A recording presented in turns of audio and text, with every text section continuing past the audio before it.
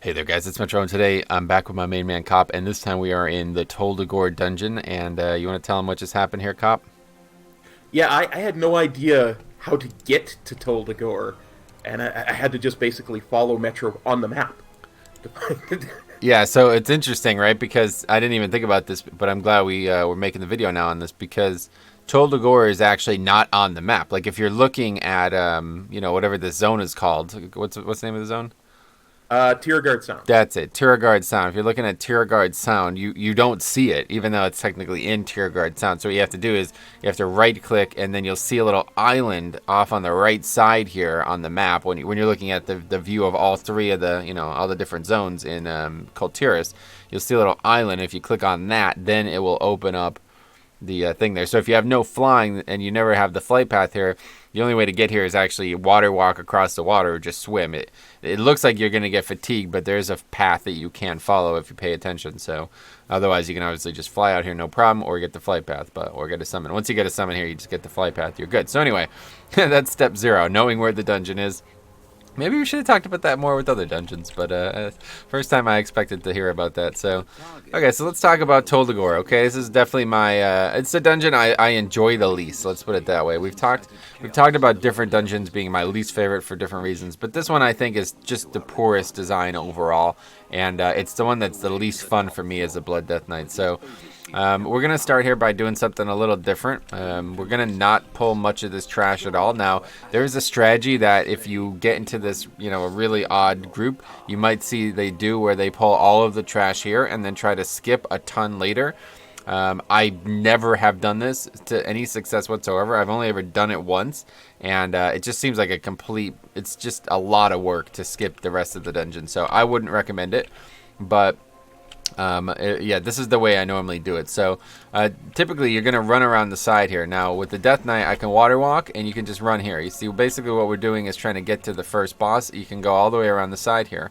And it's very easy with water walking, but you don't actually need water walking to do this. Okay, so let's go back and I'll show you how you can actually do it without water walking as well, and why it's just as easy. People always think like, oh, like after they changed the water walking mount stuff, people were going nuts about this, but you don't actually need it. So I'm going to click it off, and as long as you just kind of hug the shore here, you're not going to swim. You know what I mean? And you're not going to aggro anything either. So it's just as fast to do that. Like it's not any slower to not have water walking. So I still to this day people are still like water walking. I need Pat the Froth. It's like no, you don't actually need it. You can just do that. So anyway, that's we're now ready to do the dungeon you've gotten here. So. First pack that I always like to start with is the Silt Crabs.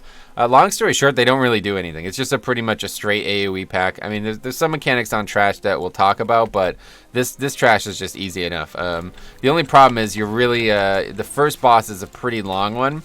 So I never know like what's best about CD usage, honestly. Like, should we save CDs? Should we use CDs? I usually use Rune Weapon here. Pack takes long enough. By the time we pull the boss, it's almost back up.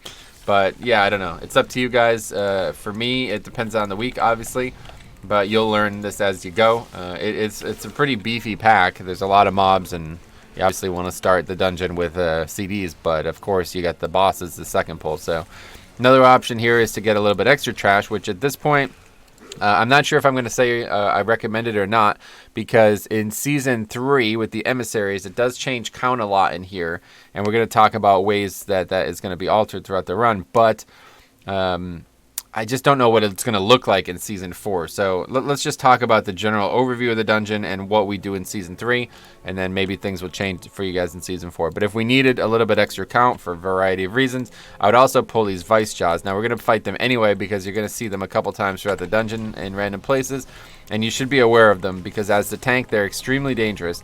They put this debuff on, as you see, massive chomp, maximum health reduced by 5%, and it does indeed stack. So very often I would have pulled this the pack that we're currently fighting with the pack that we were fighting before, and these Vice Jaws are gonna live. They're gonna live. People are AoEing, they're not attacking them. It's gonna be a little bit before these things die. I've had upwards of 9-11 stacks on some of these packs with these mobs here. So You're going to want to be really careful if you're fighting those. Just keep an eye on that. Kite them a bit. Let the stacks drop, okay? Another thing that you'll see a lot of times people do to start out here, we're going to have to wait, but there's this patrolling pack with these stinging parasites. They're going to come. They're going to get a little bit close to the boss, too. So I think some people they used to get these just as a defensive mechanism. Like, they used to think you needed them, otherwise they'd aggro on the boss. And they do aggro on the boss every once in a while.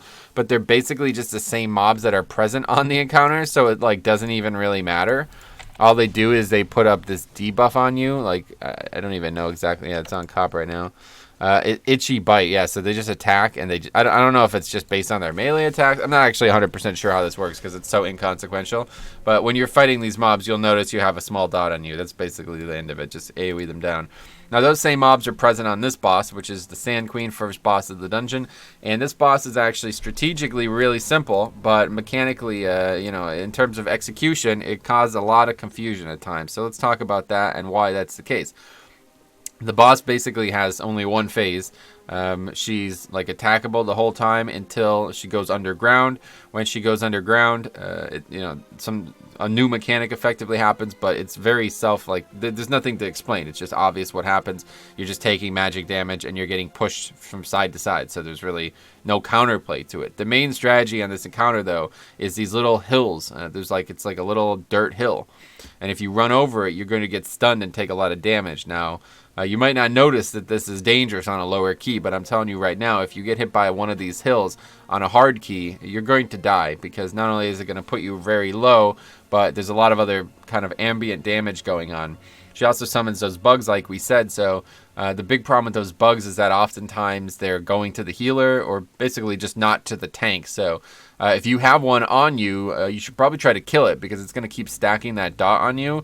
Or you should just probably try to get it to the tank. I know this isn't classic and people think that it's not their problem anymore, but if the tank doesn't have aggro on something that's damaging you, let's bridge the gap there. You know what I'm saying? And help that situation. Oh, should whisper in me. Anyway, so let's go ahead and pull the boss, because there's really not a lot going on. Just make sure you don't get pushed into the sand. That's literally it. Kill the boss as fast as humanly possible. You're going to want a Bloodlust here. A lot of people save Lust because it's kind of just like the last boss in Shrine, where like the boss starts, like the phase starts like about 60% over is probably the best way I could put it. Like, she's going to go down pretty quick. So if you lusted on the pull, you're going to waste about 15 seconds of it. But still, I think it's worth it, because this boss is just a pure out burn. And I don't see why you would, not use CDs and everything on the pull here. So, yeah, let's just pull it. It's pretty straightforward. Honestly, this is one of the more... this is probably like one of the most simplistic bosses in the game. And I think they made it so simplistic because originally I think they wanted the affixes to interact with these mobs, because they're basically trash mobs, as you see. Those are the mobs that we were just fighting. So they spawn on a player. There's only 2 of us here in 0, but of course on a proper key there'll be 5 of us. And here's Upheaval. So you're going to see this is the other thing we were talking about. It spawns 1 drone. Oh, and then there's also this mechanic here, the Upheaval itself. It's just going to knock a player up. Just be aware, if you're next to the person with it, you'll get hit too. So whoever has that needs to make sure that they're spread. Otherwise, that's it. But as you see, I'm getting gradually pushed, and it might be pushing me into these sand mounds, whatever, sand traps. You can AMS to prevent them, as you'll see here. Watch, I'm going to AMS. It'll make it go away, and it won't stun me. I could also use Icebound to clear them. It's not a bad idea to clear them, but really, you can just move the boss side to side, and then there's nothing there. I don't know. This boss is really straightforward. But like I said, I think originally it was a real problem, like, with necrotic and some affixes. This boss was insane, and it was kind of just a gimmick. So I think, yeah, so there's Upheaval on cop, as you see. I think it's actually nature damage. I'm not 100% sure how it works. I think it is, but it's definitely you could use an immunity. You can use things like Cloak of Shadows, I guess, too. And yeah, just spread out, basically. Make sure, like, basically if 5 people get hit by that in a real key, that's that. They're gonna just get one shot. So anyway, okay, so yeah, an odd start to the dungeon, where we're going like 3 easy trash packs and then a really easy boss, but it's gonna get ramped up, let's put it this way. So again, another pack of these parasites, same thing as we were just talking about. They're gonna do the small dot on you. Really straightforward, other than bolstering or busting or something like that. Just kill them. There's no thought involved here. Now, this is where things begin to get interesting, okay? The way the dungeon wants you to go is down this hallway here towards that Vice Jaw and some other trash. But the way everybody else is going to go is through this sewer. So Tol Dagor is interesting and equally frustrating for the same reason, because there's a lot of different things. Like there's doors that you could open, but you need somebody to open them. Let's put it that way. So obviously, further cementation of rogue being mandatory, and I don't know if it's ever going to change in here. The only thing to think about in season 4 is maybe the doors aren't there in the shadow realm or whatever, like when you're fighting the lieutenant in that void realm thing. Maybe you can just walk through the gates. I doubt it, but I don't know. I think rogue is still going to be mandatory for this dungeon, sadly. Now there's other options. We just looked it up to make sure. Let me just, so I don't get misquoted here. It's blacksmith, monolith skeleton key will work, inscription, scroll of unlocking will work, and jewel crafting, jeweled lockpick will work. Now I don't I'm trying to look into it, and it doesn't seem like anybody could use them if they're not those professions. I'm not 100% sure that's a fact, but I'm 90% sure it's a fact. So, and there's also other things to open besides just these gates. But in order to open those, besides a rogue, you can do the same thing. Or there's also keys in the dungeon, which I don't actually know exist. I've never seen them because it's a Mythic Plus, so I don't know if they even exist. But you're not going to be looking for them, let's put it this way. But the only way to get past this gate here is with one of those 4, either rogue or those 3 professions. None of us in the group are one of those options. So unfortunately, we can't show you the optimal route here today. But I think this is a good thing, because if you're a new player doing this for the first time, you're probably going to eventually end up coming across this route, which is just way, way, way worse. You're going to be way over count. It's going to dramatically change how you do things, and a big part of why is because as you're running, you're going to run into these little hives of parasites. Again, the exact same mobs we've been fighting, but now they're even in higher volume, so it's not any easier, but it's not really any harder either. Just be aware on some affixes again as you run over those kind of, like, you see it's like almost like filth coming out of the garbage disposal there or something like that. It's going to spawn these parasites, so it's going to happen a couple times on the way, and then you're going to have a vice jaw. So if you are going this way, don't just like jump or use a speed, like a roll or flying serpent kick. Because if you pop both of those at once without realizing, you're going to have a ton of stacks of this debuff. And like I said, it's not that dangerous, but I mean, it does if you have 8 stacks of it and then you apply another 8 stacks of it. That might be death, right? I don't know. So, but yeah, just another Vice Jaw. This is just a really suboptimal route because of the way things work, especially with the fixes. So, but yeah, you should see it for sure, because just in case you're going this way, and we'll backtrack and show you what happens if you don't go this way. So anyway, here there's more crocs. Okay, at this point I like to pull 3. Pulling more than a couple is still going to be dangerous, you know what I mean, especially on any real key, because these mobs are going to stack up this debuff pretty quickly. It's not super quick, but they're going to take a while to die, and you got 3 of them attacking you. So by the end, like I said, I've had it up to like 80% health reduction and stuff like that, and it's hard. Let's put it this way: it's hard to survive when you have 80% less health. Would you agree with that, Comp? I would definitely agree with that. Yeah, you don't have to be a pro to realize that, right? So look, I already have 7 stacks. Look at that, 35% reduction, and that was only on a 0. So yeah, just give yourself a break in between combat and then pull the next one. Now we're gonna kill this, and then we're gonna talk about what happened, because obviously there's yeah, we'll talk. We're about to come up on that first skip that I was describing, so we'll show it here. Okay, so typically if you skipped, you'd end up here. Okay, this little sewage drain here. I'll show you. It's just also locked. I mean, no, this is just the same gate that we were talking about before, right? So as you see, there's the entrance on the other side of this gate. The rogue opens this, then you come up through here, and you just now skipped all of that trash, which is, I think that's always good. Like, there's a couple ones that it's like, you don't really want to do this week for a variety of reasons, but that one you always want to do, because that trash is really suboptimal. Now, try to think in 4 dimensions here. The crocodile that we just killed is still going to be alive, right? If we did that skip, and it's going to aggro. If you can't just walk by it. Like, no matter how much you hug the wall, it's still going to aggro. So Really good option. That same rogue that just opened the gate, he could sap it, and then you'll be able to sneak by without putting it in combat. Or you can just pull it. Pull it with this thug. On teaming, there's 2 thugs or whatever, so it's kind of complicated, but this mob type isn't really anything special. He's going to do a couple casts that you can interrupt. As you see, debilitating shout. I believe that's a interrupted, like one of those abilities that if it gets off, it's going to silence your spell casting if you're spell casting, but I don't really know because I just interrupt it all the time. When you're fighting one mob, if a single cast gets off, yeah, something's wrong, so...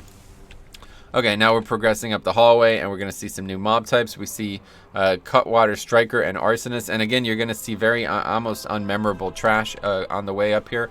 The biggest part of this trash is that it runs, like we were talking about in previous dungeons, and this is why I hate this dungeon so much, because literally, I don't think there's any mob in here that doesn't run. There's probably some, but it's very common once you're in the prison itself that these mobs are extremely pesky, and they're really just there to be a pain, it feels like. Like, there's nothing actually going on with these mobs. Literally, they just attack, pretty much. I mean, there's some mechanics, but I don't feel like they're anything that anybody would ever need to know about. Like, throw rock. Does that sound dangerous to you, Cop? Not in the slightest. No, I mean, it's called throw rock, right? This isn't Final Fantasy Tactics here, where you're going to get knocked off a platform if you get hit by a rock, so it's not dangerous, you know what I mean? There's nothing like, this mob is literally just auto-attacking me and putting up a debuff that can be dispelled, so that's why 101. Just dispel the debuff if you need, not a big deal. It's magic damage, AMS it if you have it. Now here's where things start to get interesting, though, because you're going to see a lot of this here. A lot of this just nonsense yellow mobs just kind of hanging out. These mobs are probably, what are they doing? Like playing Hearthstone or something? I don't know. So this is typically if you're doing a dungeon, you see, oh, yellow mobs, just crush them, right? Well, again, if they're going to interact with the fixes in a not optimal way. Let's put it that way. So I always kill these one way or the other. There's going to be a couple times where I want to make sure these are killed. And the main reason you want to kill these, even on a week where they're not going to interact with the dungeon, is as you see, they're going to start running. And you don't want to aggro them by accident and have them run into another pack. So there's mobs all on that side. This is a really complicated dungeon, so I feel bad for Cop. But yeah, let's just go over here and I'll show you. Like, there's these paths that don't go anywhere. Another gate that can be opened.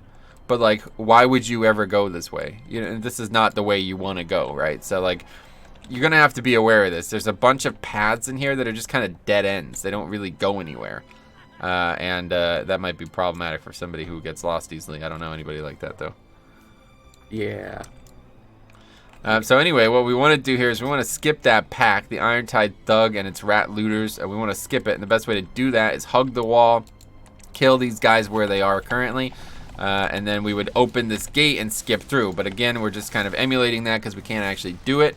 But either way, this is what you want to do if you're going this direction. If you're not going this direction, then you're going to have to fight that pack. There's not any way around it, and you're obviously not going to fight this pack. But again, very, like, just mobs that do almost nothing. Like, they literally just stand here. It's almost like they're just here to run. Like, that's it. Like, they're just here to run into that pack. So now let's pull this stuff because this pack is actually somewhat dangerous. Another thug like the mob we fought downstairs, so make sure you interrupt it.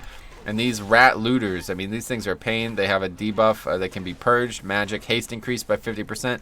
Not the end of the world if they have a bunch of them, but they're going to hit relatively hard, and they're going to run. So, yeah, I don't know, man. This dungeon just absolutely is just a pain. And, yeah, it's just running the dungeon, you know what I mean? Like, they're always going to run. So, you got to be ready. You got to stun them. You got to slow them. You got to make sure that they don't run into other packs. So again, like, there would be typically you would have, you know, if you're going this way with a rogue, a lot of times you're going to pull this depending on what count looks like. Something else to keep in mind here is that there's actually hostages held here. There's NPCs that if you open their cages, they will buff you. Okay, so this is not a bad strategy at all. A lot of times people do open these cages, and they're on both sides of the dungeon.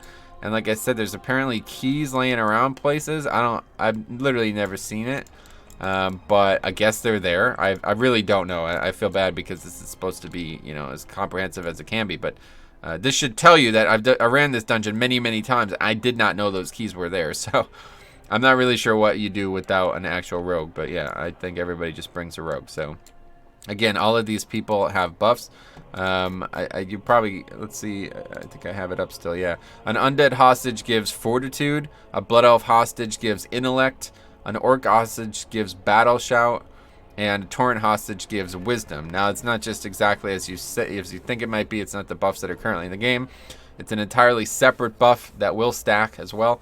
Increasing their stamina by 10% is the Fortitude one from Undead. Intellect is just Intellect by 10% for Blood Elf. Orc is just Strength and Agility by 10%, and Tauren is 1% maximum health and mana per 10 seconds. That's actually the best one for sure. So yeah, if you got all of these buffs, you're significantly stronger.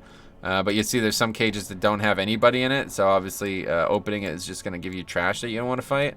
And then you see here the Tauren is actually hidden by this pack. So, I mean, there's nothing really stopping us from pulling this pack and opening the gate. It's just, I don't know. For me, I don't really feel like this is worth it.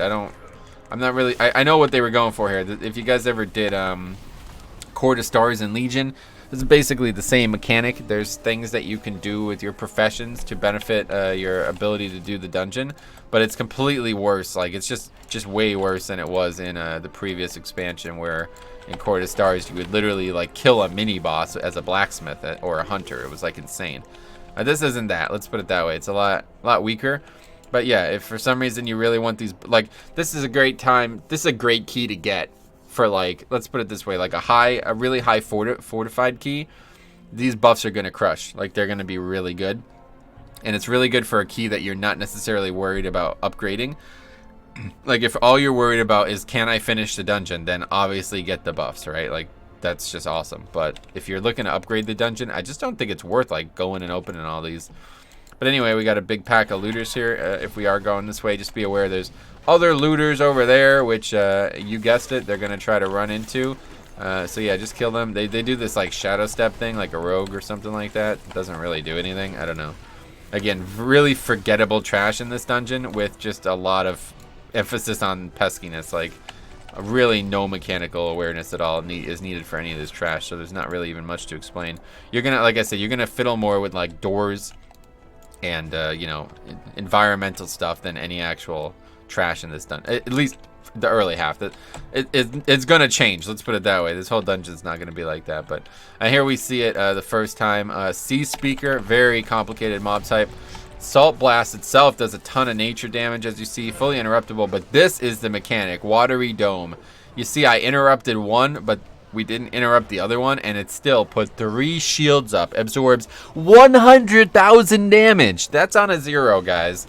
It can be purged and obviously interrupted. So this is a really complicated mob type, and this is probably the first time where you're going to have to pay attention to it, because the tank's going to get crushed by the Salt Blast, but unless you have, like, super coordinated interrupts, you're really not going to be able to interrupt that. You're going to need to make sure somebody is sitting on those bubbles. If they get off, they are ridiculously bad. It's going to slow that pack down so much. So if you're a Blood Elf, this is your time to shine. If one gets off, make sure you AoE purge it. Otherwise, if you're Demon Hunter, etc., somebody with just a purge in general, you're gonna want to be using that. Definitely don't let them sit on there for sure. Like, and the cool thing is, Mage can spell steal that. Back when Death Knight had its spell steal mechanic on the alpha, there, it was a pretty cool thing to take that as a tank. But it's just a massive absorb, obviously. So as a mage, you're definitely gonna want to spell steal that. It's worth it for sure. But otherwise, just get it off as fast as possible. Now, usually I would have combined that previous pack with this mob here, just because, again, inconsequential mob, and there's no reason to fight it solo. But yeah, you'll probably do that. A lot of times it'll aggro by accident anyway, so you might as well get it. Now, again, we're going to walk in here. We're going to see a bunch of yellows. This is a way more important area than you probably realize out of the gate, though. This is actually where we're going to fight the second boss, so you definitely want to fight them here. You definitely want to get them out of the way. The previous plot I told you about, you don't need to necessarily worry about them.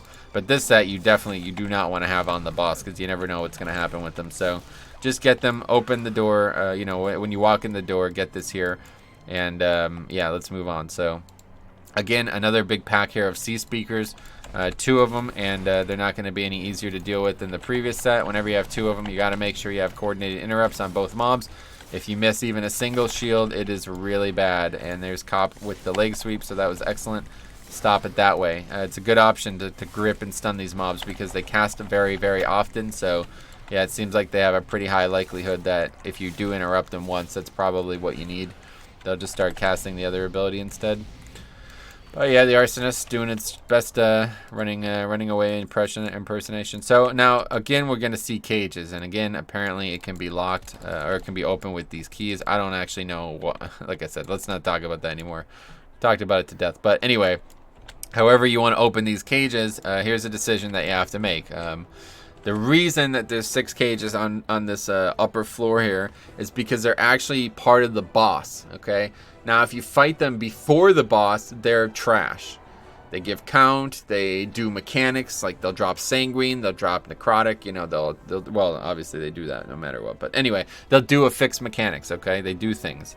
If you fight them with the boss, they do not, okay? So somehow that's the case. That's some clever scripting, I guess, on Blizzard's end, but yeah, that's actually how it works. So yeah, if you want to fight them, like basically if you pulled trash on the boss that just auto attacked, would that be a problem for you? Sometimes I think the answer is yes. I think on a tyrannical key, I want to get those out of the way. I think on a fortified key, just who cares? Let's just kill the boss as fast as possible. So that's usually the way I deal with it. But yeah, if you are going to clear these, you want to open these 2 cages first. Just be aware this 3rd cage is actually where a part of the boss's mechanic comes out. It's actually the boss's brother in the canon lore or whatever. So he's part of the encounter, but there's nothing in here now. So if we open this now, nothing happens. So if you're clearing them preemptively, it's just these 2. And again, more yellows. You're going to need to make sure you clear these, at least these 2, because they'll aggro on the boss. And again, you might not want that, so just kill those. There's another big swath of pesky mobs in that area. Just, I guess, you know, just skip them. They shouldn't really ever get anywhere in play, but if you want to fight them, you can. They're just burning those boxes or whatever, so no big deal. Here's things get a little bit interesting. So I'm going to show you a little bit of tips here. What I like to do here. So again, there's 3 elites, the arsonists, that are going to run. Then there's the yellows again that are going to run. And then there's the hardest pack in the dungeon right here. Okay, so we'll talk about that when we get to it. But what I like to do, pull these around the corner. Okay, just fight them here. So then if they run, the worst they're going to do is aggro this garbage over here, not aggro the big pack. All right, and it's a very, very, very dangerous pack. I'll explain why when we get there. But yeah, again, just 3 unforgettable or whatever, forgettable mobs. Very little danger here at all. Really, the hardest part is the running, and that's it. So just kill them. Make sure you prevent them from running, and yeah, just try not to aggro any extra trash here. As you see, I actually have 6 stacks of this torch thing. I mean, it's really not, like, it's whatever. It's a little dangerous, but it can just be dispelled if you have a healer, which we don't in the group currently. But, you know, if we did, that'd be fine. It's really not even, it's not even dangerous, even with multiple stacks. So now at this point, what I like to do is bang a hard right here. Make sure you don't, basically, if you get a little bit too close, I'd say if, like, you're on past skull, to the left of skull, you're too close, okay? So what I like to do is bang a hard right here, kind of hug the wall, get these yellows, 4 yellows here, kill them against this little wall here, all right? They've kind of created this little barricade for themselves or whatever, I'm not really sure, but either way, kill them here, okay? And, you know, don't let them run into the freaking pack. Now, it's more important than it sounds, okay? This pack is not your average pack. This pack is actually fighting each other, as you see. It's already in combat, it's fighting each other. It's basically a warden who's, like, you know, in charge of the prison fighting against the prisoners. So that's cool and all, but that warden is extremely dangerous, and it's because of that mechanic there. That lockdown, that thing will destroy you. I'm talking about, like, you'll get one shot on any serious key, and it's because of this buff he has, heavily armed. Damage done increased by 100%, but movement speed reduced by 50%. Now, this is a very, I don't want to call it like an inside tip here, but it's something that I don't think a lot of people know or even care about. But I have had a lot of trouble with this pack. Like, even as a tank, I die here all the time. And I see a lot of other people die here too. So what I like to do is, don't attack this cop. I want to show this, okay? What I like to do here is this. Now, it's not going to aggro this stuff. This stuff is not in combat with us. As long as they're in line of sight to keep casting on the warden, they will do that. As you see, they are not doing damage to me. They are just attacking the warden. Until the warden is dead, that is their primary target. It's dead. Look at that. Boom. Pack is not in combat with us. So we basically just split pulled that as the hardest pack in the dungeon. It's an option, okay? It doesn't need to be death grip either, just any taunt just to move the mob to you, as long as they're in line of sight. The thing is, if you pull them over here, You know, if you run him out of line of sight, the mobs are going to try to get to him, and then surely you're going to accidentally hit them with AoE. Then they'll be in combat with you too. Any damage done to them will, they don't care about the warden anymore. They're very upset with you, and I can understand why. You know what I mean? That don't attack, right? It's rude, right? Wouldn't you say, Cop? Yeah, absolutely. That's just not nice. So yeah, keep that in mind. That's a very important thing, that if you're having trouble with this pack, and I'm telling you, this is like the hardest. This is one of the hardest packs in the game, because the 2 bubbles, like the bubble potential, the arsonist is almost always going to get pulled because of the running, and that warden there. If he's only at 20% health, but you'd be surprised how long it takes people to kill him. So if he gets a lockdown off and it hits you, you could just move out of it. In case it wasn't clear, easily moved out of, but it's faster than it looks. If you get hit by lockdown, you will be releasing. So anyway, now at this point, it's just a very easy pack. I mean, it's the same packs that we've been fighting. Grip the arsonist in, because it will definitely aggro at some point. Just get it out of the way. No reason to try to split pull there. A great interrupt from Cop. One of the best. That was excellent. Interrupted 2 different casts at the same time there. And again, these mobs are going to run, so another problematic thing is that they might run into the boss. Thanks a lot, John J. Blizzard. Working really well here. So just make sure that they're not running into the boss, okay? It's suboptimal. Let's put it that way. You don't want them aggroing the boss. And there's, again, multiple ways to do this. So anyway, once you clear this stuff out, there's more cages. Like I said, 6 cages total. We showed the previous 3. Now there's another 3. These 3 do have 3 mobs in them. I have no way of opening them here today, but one way or the other. Again, apparently there's keys somewhere. I don't know, but hey, you know what? It doesn't really matter. Just open it, and if you want to do that, you can. If not, you can fight them with the boss, depending on the key level. I would recommend different things. So let's talk about the boss. Another, frankly, really straightforward encounter, and I think it's kind of because of a bug. All right, so we'll talk about this really quick. The boss basically only has one mechanic. He tries to fear you, and then that gets complicated because after the fear, he tries to do a ton of damage to you, but it's line of sightable. So basically, you need to kick the fear, and then you just need to hide. You just need to line of sight him. Now, if you're sure you can survive, you can stand in it and not die to it, but you're going to get knocked back. So me as a blood DK, it's pretty easy. I just use Death's Advance, and then I Death Strike, and that's that. It's like the mechanic didn't happen. But otherwise, what people usually do is they kind of tank him where he is right now, and then they use this first area here to line of sight. Just any of these little, you know, these support columns here, they'll block the line of sight on the ability as long as the tank isn't moving. Like, I've had it happen where the tank's like, he's running the boss all around, and then you can't line of sight it because he's constantly moving the boss. But anyway, that's pretty much it. You literally, the boss itself is really easy, but the complicating factor here is that he halfway, about, I think it's at 60%, he stuns everybody, and then he runs and opens up all the cages. So that's what I was talking about. He's going to open these cages. This trash is going to come out with it. He's going to open them one by one. Literally, he's going to do like pick lock, move, pick lock, move, pick lock. So it's going to take a while, and he's going to run around this whole U shape here. Okay, so again, he might aggro any trash that's still here. Just be careful you don't aggro it. He's going to open this one, then he's going to open this one, and then when he gets to this one, he's going to open it, and his brother, Robert, is going to spawn. Okay, Robert Howless is going to aggro, and now you have 2 bosses, effectively. They both do effectively the same mechanics, okay? So you now have 2 bosses, and that's supposed to be the hard part. The reason it's supposed to be hard is because Robert, he is going to, he's going to, like, if you ever played League of Legends, he's going to use Warwick's ultimate. I don't know if that's still even in the game, but anyway, he's going to, like, attack you, like, and like, pin you down, and he's just going to, like, ravage you, basically. So that is the way it's meant to be dealt with is you're supposed to damage him enough that it'll stop it. You could interrupt it then. But for some reason, you can just interrupt it. Like, you don't have to actually damage him to do it. You can literally just cast an interrupt on him, and he'll stop. Now, I don't know if that's intended or not, but it's been that way since the very beginning of the expansion, so I don't think it's changing. So when you see Robert mauling, it's probably going to happen to Cop here, I can just interrupt it.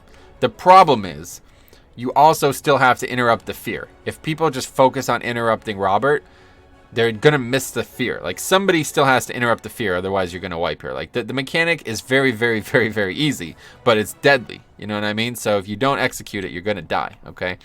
Now, another thing is you could Icebound. A lot of times I would save Icebound. The mechanic that causes him to go from 60 and run around and opening all these cells is also a stun, though. So a lot of times I just might use Icebound there to try to keep up with the boss. But yeah, you're going to see this fight is just, it's a very odd fight. A really just perfect example is Dungeon. It's a very odd fight. He's going to aggro all his trash. You're just going to kill it. And then you're just going to deal with the mechanics as they come. So let's see what happens here. Nothing really crazy going on fight-wise in here. But the few mechanics that do exist are really punishing. So just make sure you're ready. The big problem here is everybody, pops their CDs. And if you're on a really low key, you're not actually going to, you're not going to get much value out of it, as you see. It might actually be like 70 he does it. So he stunned us, and, that's our CDs are wasted now. But anyway, he's just going to run. You can keep damaging him. Hey, it's not like he's immune or anything like that. Fully damageable. Just kind of collect the ads as you go. And there's also some yellow mobs in there, so you might have those aggro too if your people are going in there and attacking them. But yeah, literally, I mean, if you have enough damage, you can literally kill him before the phase resumes. So otherwise, you kind of want to focus on these mobs. And here you see Robbie. He's going to now complicate the encounter. So one way people deal with it is they just kill this stuff. Don't even worry about what he's doing. Don't interrupt it. Just kill. Come here, cop. Kill Skull. Okay. Yeah, literally just going to kill Robbie. And it's not a problem at all. Okay, he stunned me. I can just Icebound out of that. But otherwise, you could interrupt it, like I said. This basically takes Jess out of the fight. And the reason that you're not supposed to do this is because he's stacking this debuff that we're going to talk about. He's gonna stack this debuff. But this is how a lot of people do it on a hard key. They'll just kill Robert and then, any trash that's left. And that's kind of just fine. Like, it's a good thing. So, all right, so now we basically just entered an intermission in the encounter. But he's gaining these stacks. Damage done increased by 10% per stack. Not ideal, but you can actually just would dispel it. You can purge it, okay? It's spell stealable, etc. Like, you can just do that. So it's not going to cause any problems on this key. But if you're doing that for real, literally, they just go away. So, yeah, that's it. This fight is just odd. It's really very, very, very easy when you do it right, and when you do it wrong, it's just like impossible, frankly. So, you can't mess those mechanics up. If you mess those mechanics up, you die. But as long as you know the strategy, it's that easy. So, literally, just follow him. If you need to separate Bobby from him, you can. Otherwise, you can just kill them both on top of each other. It's not that bad. Like I say, on a fortified week, I'll probably just do that because you can just burn them down. A lot of people lust there. Don't lust on the pull for the exact reason I said don't use, watch out with your CD usage. You're definitely going to waste lust if you lust on the pull. So just get here, get in position, get all the trash. Where if you're going to fight on top of Jess, you're going to lust and you're going to kill him with Bob. Maybe you probably don't even damage Bobby. You just, deal with him doing his mechanics and just make sure you interrupt him. He's also going to cast the fear. One weird thing about Robert is that he kind of starts running around this hallway. Like if he's, I'm not really sure what he's doing. It's literally sometimes he just runs from here to over here, like to the other side of this gate. But of course the gate's still closed when you're fighting the boss. So that means that he's going to run from one side of the hallway all the way around.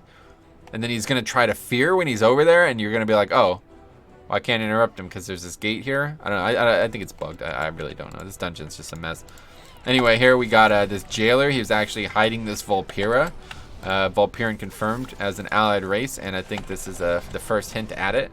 He captured him like a Pokemon, and then he deploys him, and now we're fighting both. But yeah, the jailer here's a new mob type. I guess I should explain it again. Spell damage taken reduced by 75%, and redirecting damage to the caster. So these jailers you probably want to stun if they're doing that mechanic. Otherwise, just kill them. Again, pretty forgettable trash. Not much mechanics happening. You're going to see another one of these things up here where the mobs are fighting each other. This time we have an officer and a thug. Again, these are the mobs. We've seen these mobs already, and they're all just kind of fighting each other. The two mobs against one, and there's the officer's riot shield. So you're just going to want to make sure that you're, again, if you're fighting it, once they're all attacking you, they'll all be, on the same faction effectively. So just stun them. Handcuff as well, they do. It's just basically a silence. I think it actually stuns you technically, but it's just going to prevent you from really taking any action. So yeah, just interrupt as much as possible on these mobs. Prevent them from casting. Oh, where's the looter going? Oh, of course it's running. See you later, looter. But anyway, this time it can't actually run anywhere, so it doesn't really matter. It's like not going to go anywhere. But okay, we're coming up to the hard part of the dungeon. From now on, the trash doesn't really get any harder, but things get more important. So this is the home stretch here. If you do this part well, you're going to crush this key. If you do it poorly, you're going to probably fail the key. So again, we see an officer and a marine, a new mob type in this marine here. This is basically, it just kind of shoots fire stuff. You're going to see it here. But one thing I want to bring up here is that there's trash all over this place. We'll actually show it here shortly. But just be aware, it's pretty easy to accidentally aggro this trash over in this room here. So I like to try to pull these back if I can, pretty easily with Death Grip. But as you see, suppression fire, this is just a frontal cone. It's going to shoot out fire, so try not to make it hit anybody else. It puts a dot on you. You can just AMS it as well. And Riot Shield, you're going to want to stun that again, prevent it from, just, it's slowing the pack down, so just don't let her cast it over and over again. See, fire frontal, it's going to hit me and only me. That's what you want. You want to make sure it doesn't hit Cop too, because he's a good guy. He doesn't need to, I mean, you don't deserve that, right, Cop? That's right. Okay, good. All right. So anyway, now is another gate ahead of us. A lot of times you're gonna skip. This is another really good one to skip because if you're going left, there's a lot of complication in the trash over here. We're gonna have to fight it today, and a lot of times you're gonna have to fight it. So just be aware. But if you're gonna open that gate, you're gonna usually rogue shroud as well to skip these flame casters on the side here. There's 3 of them. And they're pretty dangerous, especially because the spotter's probably going to aggro. But I do want to talk about this because if you pull this pack here and you're a Blood Death Knight, I've noticed this as Blood Decay. It probably happens as other classes too, okay? If I use Dancing Rune Weapon on these mobs, somehow the Dancing Rune Weapon's Blood Boil copy will hit the mobs inside this room here. Okay, there's mobs in this room. They're kind of hanging out. It's like a little bit of like a mess hall or something. I don't really know exactly what's going on. But yeah, they're in there, and if you aggro them, like if you hit them, they're gonna fight you. Otherwise, they're just gonna ignore you unless you go in there, right? So this happens every time I've never used Dancing Rune Weapon on this pack and not aggroed them, and it's always up here, so I always get baited into doing this. Just be aware of that. I don't know what other abilities are similar to this, but you might aggro this stuff through the wall, and it's a problem. It's a real problem. Another problem that I should have mentioned in this dungeon is this right here. You actually probably have noticed it throughout the dungeon, but you can see mobs that are just hundreds and hundreds of yards away from you because they're not actually that far. It's basically just like about maybe 80 yards up and down, but it's like 3 floors below you. I can see these targets, and I accidentally target them all the time. Like, they're not attackable. I can't grab them. I can't aggro them from here. Sometimes they might also aggro too. Like I'm talking about aggroing stuff through the wall. Sometimes aggro's through the floor too. I've had that happen, and it's going to happen on the outside of this this area coming up as well very often. You somehow aggro stuff through walls and through layers, and this is just... Don't make a dungeon like this again, please, Blizzard. I don't know what the hell you were thinking here, but you didn't master it. Let's put it that way. So let's just... Fine, we'll move on. No more up and down dungeons with all these different hallways, okay? Anyway, we are going to have to pull this stuff today, and a lot of times you will too. Officer, again, another one of these mobs that you're going to want to make sure you don't let them redirect damage to themselves too much. So, not a bad idea to pull it solo. Handcuff too. Let's see that go off. Yeah, it just silences you. It doesn't actually stun you, so that's good. Cop could easily interrupt that, but I've been a naughty boy this year, so he's not going to interrupt. He's going to let me get punished, and that's I mean, like I say, I understand that. That's just a relationship we have. So. I won't let you get punished. All right. Anyway, now here's where things get kind of crazy. All right, this is a really big pull. It's 5 mobs total. This flame caster, you see, I marked it with a box. All right, it can actually be split pulled, obviously with Death Grip when it gets away, or any type of you can just pull it, and it's a caster though. Okay. This is a new mob type that we haven't seen, so I'm going to grip this solo and we'll talk about it. As you see, it's aggroed on Cop. It casts this blaze mechanic, can be interrupted. You should definitely interrupt anything that you can interrupt in any dungeon, but it's really not that big of a deal. As you see, just does fire damage. I think, and then here's the fuse lighter. So that's an avoidable mechanic. It's just going to shoot at the ground instead. And the problem is when you're fighting multiple flame casters, it's really hard to avoid them all. So that's a real big issue. And yeah, we're gonna see multiple flame casters here. So if you're committing to this and you're like, you can do it, just pull it all here, get it together, and just go nuts, because this pack is way too, like, you could skip it. Like, after we cleared that one pack, you can skip it, right? Like, I'll show you here.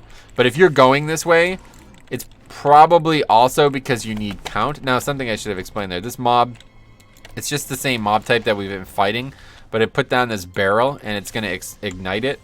If it ignites it and you're standing in it, you take fire damage. Does that make sense, Cop? Oh, yeah. Okay. Yeah, so don't stand in circles that deal fire damage to you. But anyway, yeah, you can easily skip this. I mean, easily is an operative word, but yeah, just hug the wall here and just kind of go right by it, and you're good. So you can skip that pack. But this is another infamous one for aggroing through the wall here, and a lot of times right now in Season 3, you need count anyway. So what people usually do is they come and get it at the end, and they do a little bit of a trickery that I won't explain today because it's probably too complicated, but yeah, there's some things that you can do to get count at the end that make it a little bit easier. But either way, we're just going to skip it for now because, like I said, most times you're not going to go that way anyway. But if you are, just, pull it all together. It's not got any new mobs, just the same stuff. Suppression fire, handcuff, I'm going to stun that or interrupt that. And, yeah, nothing special. Nothing to it, But this is where things start to get interesting here, okay?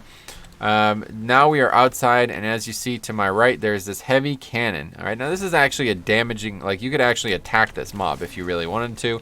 In fact, in Season 2, a famous moment with reaping, you can kill the mob and it will reap, and then this freaking cannon is just sliding around as a ghost, like punching you with its face, basically. You could mind control it as a DK, and that was probably my favorite moment in the video game. It's like mind controlled this cannon. But anyway, yeah, you're not going to kill the cannon. Instead, what you're going to do is you're going to get in the cannon. So I'm going to get in it first just to show it on my video, and then I want you to do the same, Cop, but don't do anything when you get in. I'm going to get in here now and show you that you have an interface, and it's basically what you expect. It's a cannon, okay? Now, in previous seasons, the cannon used to have infinite usages, but now it has only 5 usages. It has 100 energy, and each shot uses 20. So you're only going to be able to shoot it 5 times. This is a real big thing in the old seasons. This dungeon used to be a complete joke because of this. You can literally just pull like 90% of the dungeon up here and kill it with the cannons, just kind of like Iron Docks, if you remember that from the old days with those iron stars. But anyway, so yeah, I'm going to go ahead and get out of here, Cop. You hop in, take a look at it, what it looks like, show your, for your copy of the video. And you'll see that number 1 key is it shoots. So go ahead and shoot it at one of the, the 2 mobs that are in front of us there. Boom, you see that? It does about 25% of the mob's health. That's going to be the same on a real key. But as you notice, the mobs are not very happy with Cop. Let's put it that way. It's going to do a lot of threat. So, yeah, typically I'm not going to really suggest a course of action here because there's a lot of different ways to do it. But one way or the other, you want to make use of these cannons the best you can. Now, there's a couple options, and, some of them are very aggressive. Like, you can literally just pull all of it if you want and then kill them with the cannons. What I like to do is I like to shoot the backpack. And then as it's coming in, like, you'll get 3 hits on the backpack before it gets close to this front pack. And then you can kind of hit both of the packs together. That's an option. I mean, there's a lot of options, like I said. I'm not going to tell you how to do this. Whatever you feel the best about, do it. Just get in the freaking cannon and do it. One tip I'll give, if you're a rogue, you can use tricks on the tank and then get in the cannon and shoot the cannon. And that damage is going to get transferred to your tricks target. So that's actually really good because then the boss or the mobs aren't going to attack the cannon. But yeah, if you're in the cannon, you're going to die if the mobs get to you. They still attack you. Even though you're in a vehicle, you're still taking damage from them. So if you don't kill them quick or the tank doesn't get threat on them and they get to you and they hit you, you're probably not going to notice that your health is going down because you're in that vehicle interface. I've had a lot of people die in the cannons. But again, you only get 5 shots, so make the best usage out of them. This pack especially, I would definitely, if I'm going to make any recommendation, 3 mobs instead of 2 mobs is going to be more important. But yeah, combining them is probably your best choice. Like if you come out of the gate, pull those 2 with those 2, combine them, blah, blah, blah. But there's some more to this than that, okay? First of all, there's these barrels here again. Now, these things can actually be picked up and moved. And that's going to be part of the 3rd boss. Looks kind of cool. Look at the barrel. What do you think, Cobb? You like this barrel? Yeah, it's a nice little barrel. All right, go ahead and pick it up, and move it around.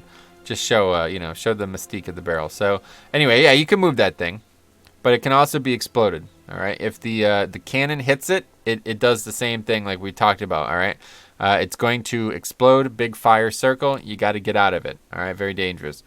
And there's a couple of them throughout this hallway here. Again, it's going to be part of the 3rd boss, but that's that's one way that you could be negatively affected by the cannon.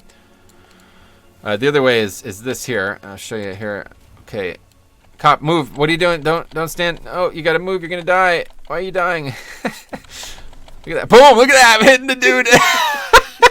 I was way bigger than the Thanks for stopping by, cop. How you die like that, man?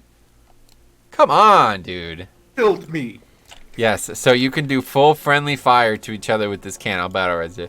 You can do full friendly fire with this cannon. Okay, it's gonna happen. Let's put it this way: if you're standing next to the mobs, you're gonna have those classy DPS out there who don't seem to get it, and they're gonna be firing it off without without much regard for your health. Let's put it that way. So this happens all the friggin' time. Like, I'm talking about every single time I do this dungeon. Somebody gets hit by this. It usually does about like 60 or so % of the health.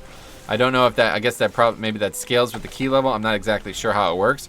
Just be aware that if you got hit for like 50% of your health, it's probably because the cannon is being fired and you're in its firing radius there, okay? So yeah, I mean, these are the same mobs we've been talking about, so it's nothing really new, but just again, make sure you're aware of this, interrupt, whatever, move, whatever is applicable, you know what I mean? But yeah, you can see here, obviously, you're going to want to kill these with the cannon. That riot shield is going to make the pack slow, and the flame casters and the fuse light especially is going to make the pack slow, so just be aware. Another barrel here, another great little barrel here. You can pick that thing up. Another really nice little barrel here. It's probably one of the better barrels. The better barrel bureau is up here, so that's really good. But yeah, I don't know, just messing around. So yeah, that's good. You can move them, do whatever you want. Doesn't really matter. It's not really part of it. But anyway, again, full friendly fire. So what I like to do here is I like to, again, aggro this last pack with it. And then as they get closer, you'll be able to hit both. See that? I actually hit both there. And then you kind of just want to lead them. So you're making sure you're knocking the front ones back and keeping them separated. But as you see here, I've, the mobs are now on me. And yeah, so maybe Cop, you want to get in and fire the last 2 shots off there, and you'll just see how it works. But they're on me, so this is perfect. It's not a bad idea to have the tank get in here, but yeah, there you go. So you just killed like 4 mobs with that shot. Should have one more shot, I think, or did we use them all already? No, we used it. All right, gotcha. So either way, yeah, 20 energy, 100 total. So just keep that in mind. But yeah, so yeah, that's probably the best way you want to deal with this pack. I mean, there's not a lot of options here at this point. Just you're going to want to pull them together and burn them down. Otherwise, you can line of sight. There's often an emissary in one of these 2 packs. Oh yeah, if you're looking at this for Season 3, the last remaining time in Season 3, if there's the enchanted emissary, that's the one with the big kind of arcane-looking shield. If you do damage to that mob, it reflects some of that damage to you. And the cannon does damage. Let's put it that way. So, yeah, don't one-shot yourself. I've seen that happen many, many times where somebody shoots that emissary and literally gets deleted. Like, that's that. You need to make a new character. That's how hard you get hit. Okay, so let's talk about the 3rd boss now. I think this is... there's keys on the wall here. But anyway, I'm still worried about those keys. Anyway, so this is the 3rd boss now. And again, this is one of the easiest bosses in the game. There's really only one mechanic, and somehow people still manage to wipe. If you wipe here, this is kind of like Azarok, the 2nd boss in Motherlode. If you wipe here, it is because an absolute lack of dedication to the mechanics. That's it. That's the only reason you will die. People are just not paying attention. They're not interested in doing the one mechanic that the fight offers, okay? So the mechanic is basically the barrels, all right? Again, these are the same barrels that we were talking about before, making little jokes about. They can be moved around, and you should want to do this. Let's put it this way. If you are going to do this fight and think you're never going to move barrels, and 5 people never move barrels, the fight's impossible, all right? That is the mechanic, because she's going to shoot these things, and they're going to take up about probably 25 to maybe, depending on where they are, more like 50% of the room's like real estate. And you are going to die if you get hit by them. So the way the fight works is she's going to summon more barrels. A lot of people thought that it was a good idea to move the barrels out of the room early. You can basically just move them out of the room before you fight the boss. But I'm 99% sure that doesn't actually do anything. I think she recalls them to their original location once you've done that. So I still see people do it. Like, I have this Windwalker in my group right now who just did it, and I don't think it does anything. Let's see what happens. But anyway, we're going to pull the boss here. I guess, yeah, maybe it does. I don't know. You can do it if you want, but I never do it, so. They just she that's what she spawns 2 new ones immediately. That's the problem. So anyway, these fire patches are gonna hit these bombs. They're gonna have this purple thing around them. If their purple thing is on it when they take fire damage, it won't explode them. But as you see, there's 4. Look at that. That's not good. Suboptimal. So that's what the fight looks like when people just don't do any of the mechanics, basically. Neither of us moved a single bomb. So yeah, you're going to want to go ahead and get them. But just get them, put them against the wall so, 50% of their area is not covered. And just making sure you're watching out for that cinder flame mechanic. Otherwise, you got to find an area to hide so you're not getting hit by this fire. There's usually a pretty good opportunity to hide. But yeah, I mean, this is what the fight looks like when you don't move the barrels. Like, they're just going to be all over the place. And it's going to be really messy. So this is an everybody type mechanic. You can't just do this and you can't just not do this and expect the fight to go smoothly. It's almost exclusively going to go poorly. The cool thing about this fight as a tank is that she doesn't really do any. She kind of just stands there the whole time. And as you see, we're having a lot of trouble moving them. That's just because there's only 2 of us. Like, there's so many barrels that every single person really needs to do it. But it's pretty easy enough to just kind of stay by the sides of the walls. The big mistake I see, as you see, actually Cop just made it. Didn't really, no consequences on 0, but it would have been a big problem on Mythic Plus. People will be out moving the barrels as she's casting this ability, Cinder Flame. It does a ton of damage. If you get hit by it, it's like a massive frontal cone. But as you see, this is what this fight looks like when, like, this couldn't have gone better. Like, look at this. Just an absolute freaking mess. So yeah, I'll just move the barrels, okay? But yeah, just try not to get hit by the Cinder Flame as when you're moving the barrels. Just kind of keep an eye on her, because if it hits you, it's just like a giant frontal cone, and it's probably going to crush you. You probably won't die to it. It's still better to get hit by it and move barrels, but ideally you'll just not get hit by it and still move barrels. Now you can release, if you die here, you can release right here. It's literally in this room, so there's Cop back. But anyway, yeah. Okay, so that's, I'll tell you that's like the test of, that's like, I don't know. If you fail that fight, I would probably just give up. Alright, thanks anyway, guys. We did our best. We're done, because this last boss is way worse. Like, the hardest boss in the game, maybe. I would have to say, I think it maybe is the hardest boss in the game. Now, the trash leading up to it, we're going to see these wardens again. It's a mob we were talking about earlier. 100% damage increase, movement speed reduced, though. And it does that lockdown mechanic. This is a really skippable mob if you have any type of in-combat or out-of-combat CC, that is, like Rogue, Demon Hunter, etc. You're going to want to do it. If you don't, you could also skip it. But the problem is coming up. Another cannon, you really got to make good use of it. So what I like to do, go ahead and paralyze that mob cop. What I like to do is paralyze it or whatever, just not actually try to skip it, but just get it CC'd and then bring it down here. Now Cop, come out and go get into the cannon and shoot these mobs, okay? Now the reason you definitely want to shoot these mobs here is this mob here. This priest mob type is extremely annoying. It's going to try to, basically, everything is bad. This inner flames mechanic, it's going to heal itself. On top of, you're not hitting them somehow. Well, that's suboptimal. Anyway, okay, yeah, just come on out. We'll kill him normally. But yeah. Yeah, so you're going to want to, this is definitely what I would recommend for sure. You do not want to fight this pack properly. You want to kill this with the cannon, so make sure you do it. The problem is there's more mobs to come, and they'll be more complicated without the cannon, but it's not anywhere. Look at this. This mob is just healing itself like crazy. It's just literally healing to full, so, I mean, we might honestly wipe here. I don't know. This is not going to plan, but yeah, we got to kill these mad quick. And if you're going to fight them without the cannon because somebody messed up or some weird, something's going on, just be aware you have to interrupt that inner flame. If it goes off even a single time, you're going to have wasted like minutes. Like, this is really, really bad to be fighting this pack, so really bad. A lot of really complicated mechanics from this priest, which is the only time it is actually in the dungeon. I don't know why they put it here. I think they literally just made a really pain in the ass mob type so you would use the cannon properly. As you see, Cop got hit by the righteous flame and he got disoriented, I believe. Yeah, disoriented does fire damage, so not good. Okay, let's see. Do we have any more charges? Probably not. No, we're done. Okay, so anyway, the another option here is to do that same thing. CC the one, kind of keep these 2 down here, and then go up here and get these 2 wardens as well. And this is probably a more aggressive play, but it's definitely worth it if you can pull it off. Because 2 wardens, they're not as dangerous as 2 of those priests, but, What I like to do here is if we just kill those priests, you just kind of bring them down here, slow them, shoot them with the cannon, kill them, whatever you got to do. But yeah, one way or the other, you got to make use of the cannon. If you're going to fight them normally, make sure you don't get hit by the lockdown.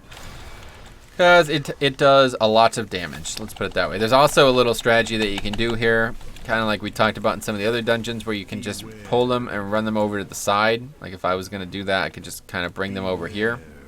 This is where you want to go. Come on over here with them, and then the DPS and the other people can just kind of hug the side there, and they can get by on the other side. And then they can just res the tank. Can be done with the rogue. Similar type of strategy that you're going to see in a lot of skips, so it's an option for sure. But otherwise, you can kill them, whatever. If you usually need count, like depending on what you do in season 3 at least, they're usually needed. So okay, yeah. So that's the trash. 100% count at this point. If for some reason you don't have count, though, let's just go over that real quick before we get into the boss, because it's going to be pretty long. If for some reason you don't have count, what a lot of people have done in the past is you could actually hit the walls with the cannons. I'll just quickly go over it because it's kind of interesting.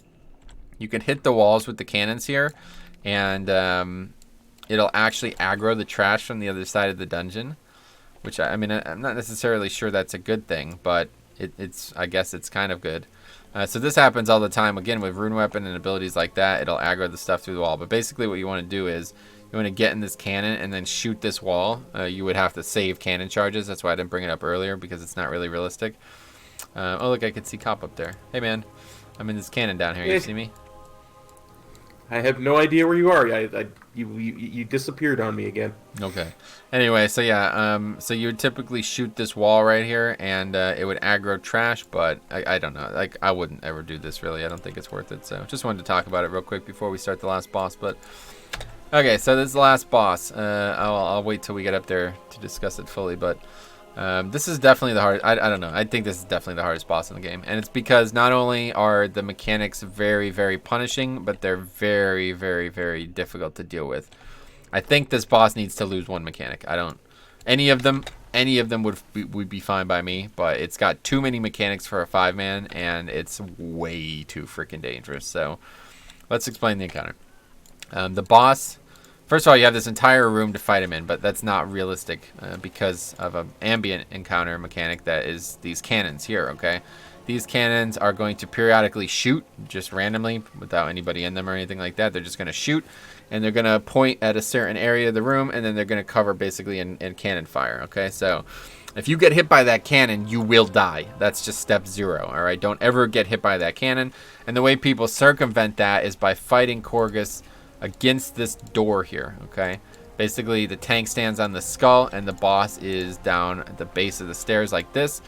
And then that area there, kind of in between those stairs right there, there cannot ever be cannon fire in that area. So it's a nice little thing to circumvent the cannons, but frankly, it makes the fight, like, it's part of why the fight's so difficult. So honestly, I guess if they just removed the cannons, maybe the fight would be easier.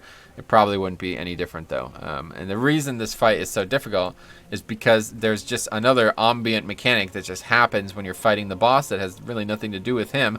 Whenever you move, for some freaking reason, he stacks up this thing on you that if you move too much, you get stunned every once in a while. So basically, you have an extra action bar and bar on your screen, and if it fills up, you get stunned for a long time. Like, it's like 6 seconds or something like that. So I don't know. It's really like, well, okay, whatever. So the obviously the idea is don't move, but guess what? Every other mechanic in the freaking encounter makes you move. So the other main mechanic, it basically has got these 2 buffs. I'm not going to really go into them because you don't need to understand them, but they make his other mechanics do one other thing, basically, long story short. And one of them is knocking you back. So every time you get hit by one of these mechanics, you're going to get knocked back. So that's another reason to tank him in this corner here, because you could have these spots open. So this is actually just a mirror of the area that we're in right now. So I'm going to explain, just,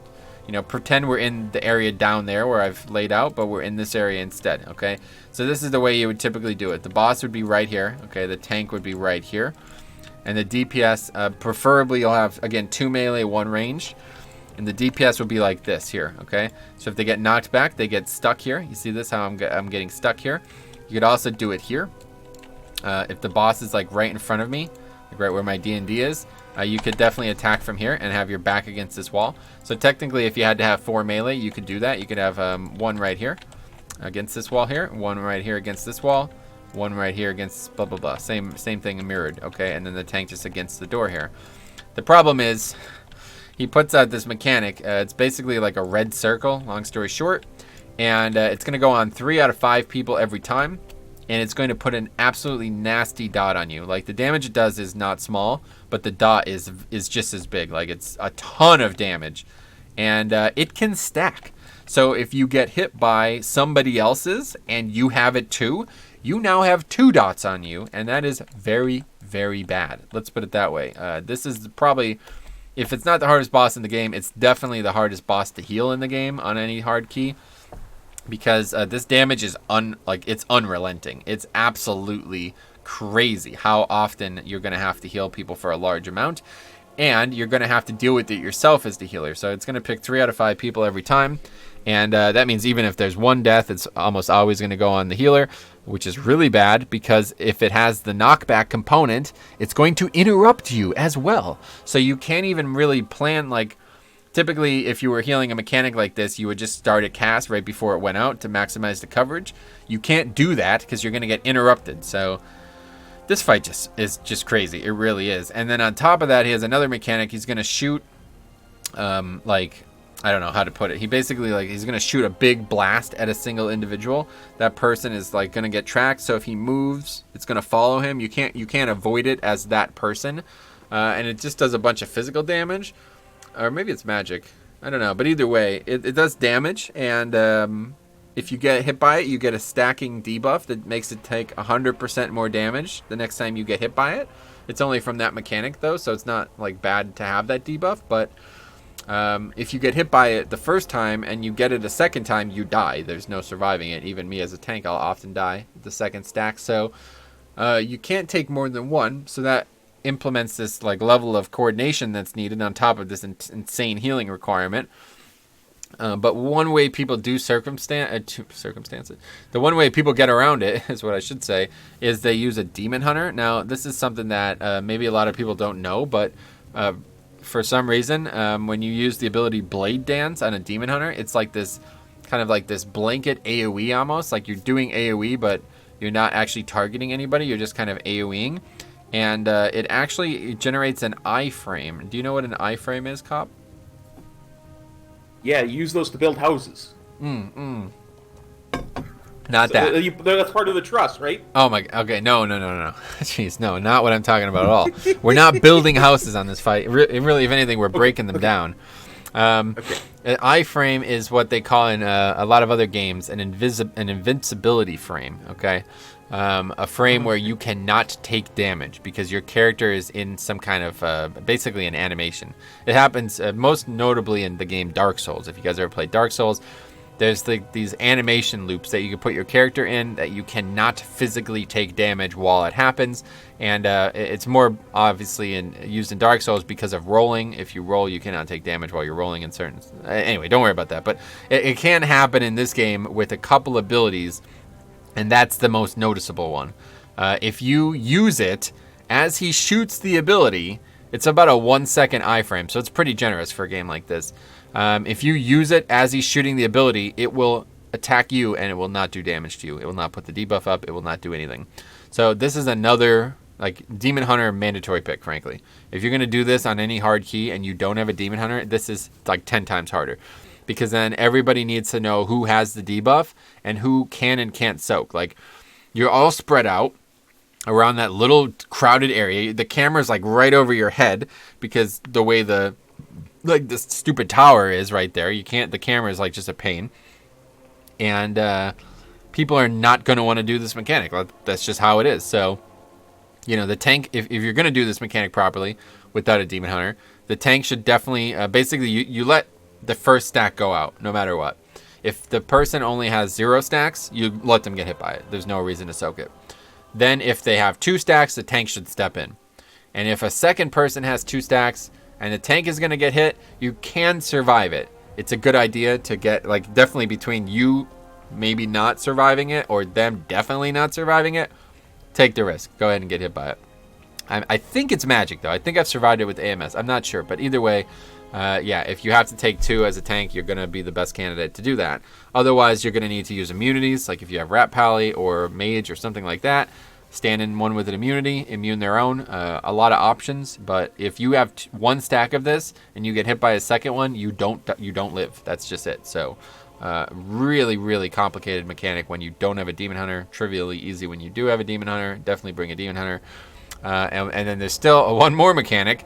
Basically, he's gonna freaking, like, I don't even know how to describe this. He's gonna put like black.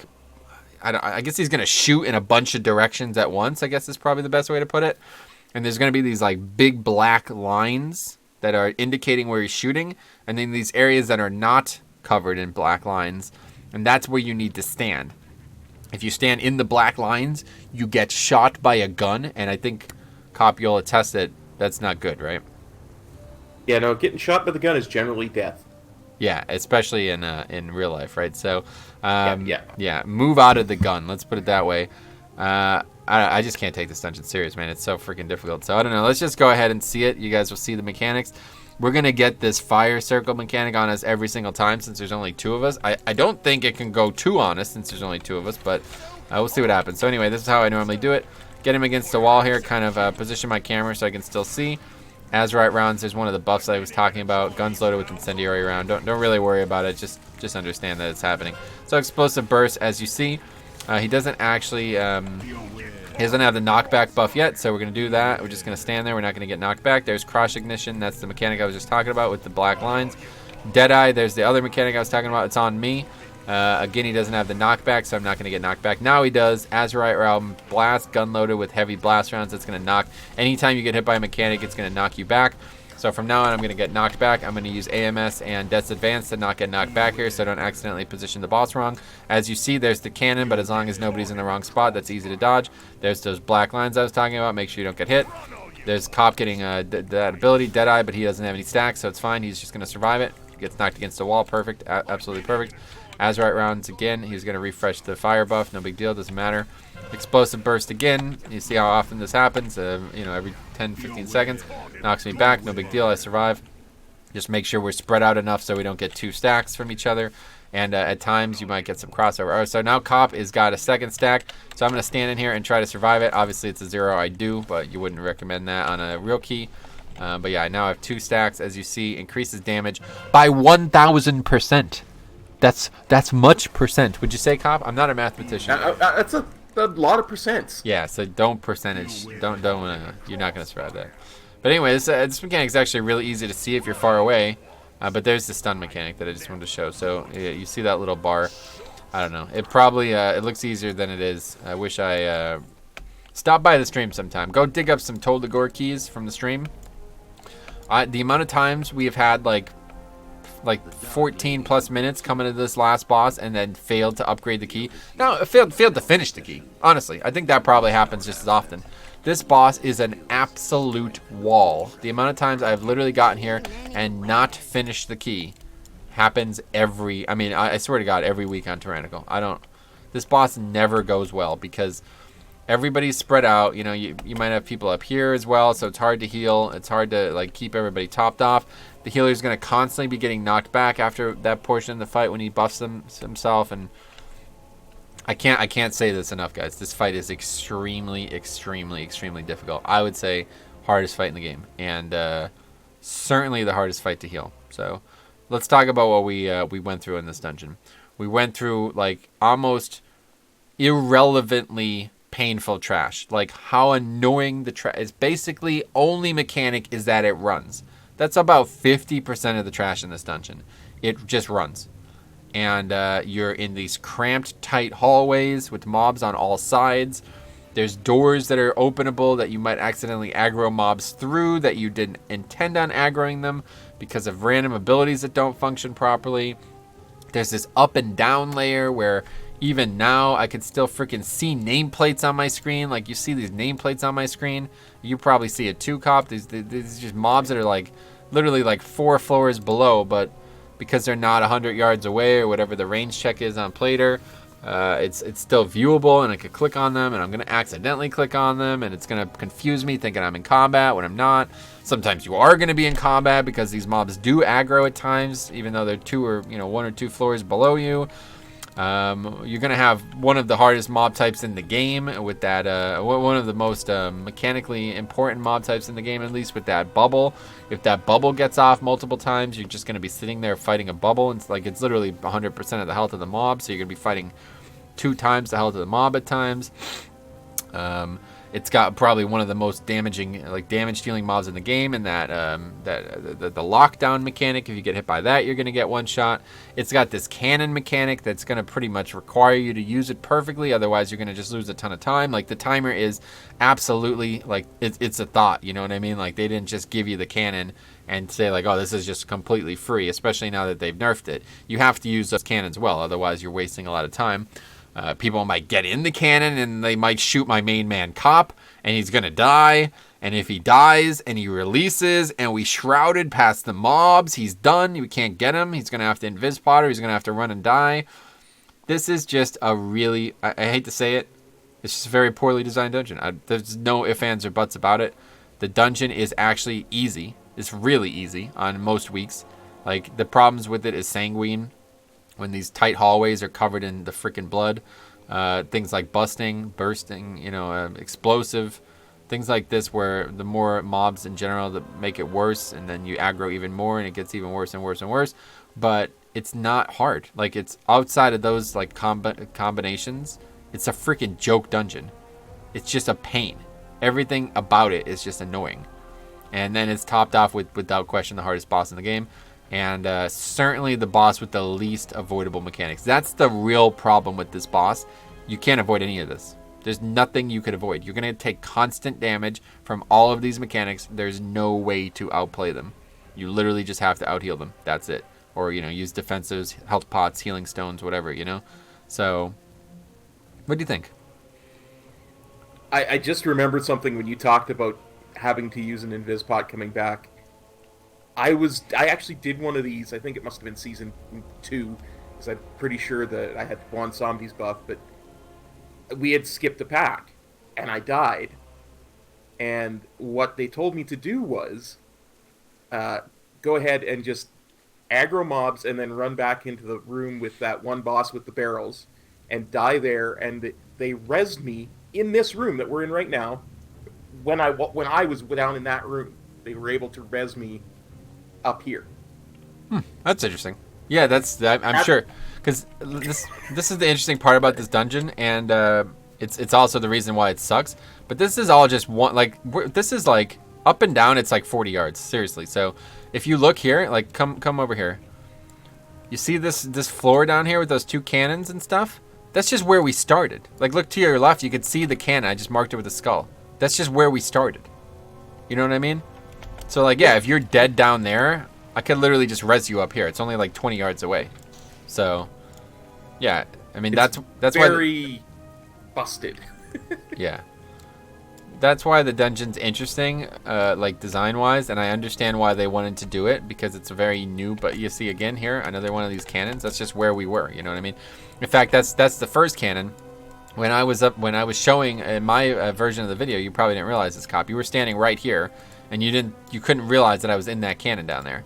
I was like, "Hey, Cop, what's up, man?" You're like, "I'm lost. I can't find you." But I was literally just down there, even though that's like probably like not 5 minutes, but it's like 2 minutes of travel to get down there. It's just right there. We can see each other. So it's a cool concept for a dungeon, but it's a terrible concept for a Mythic Plus. So I don't know.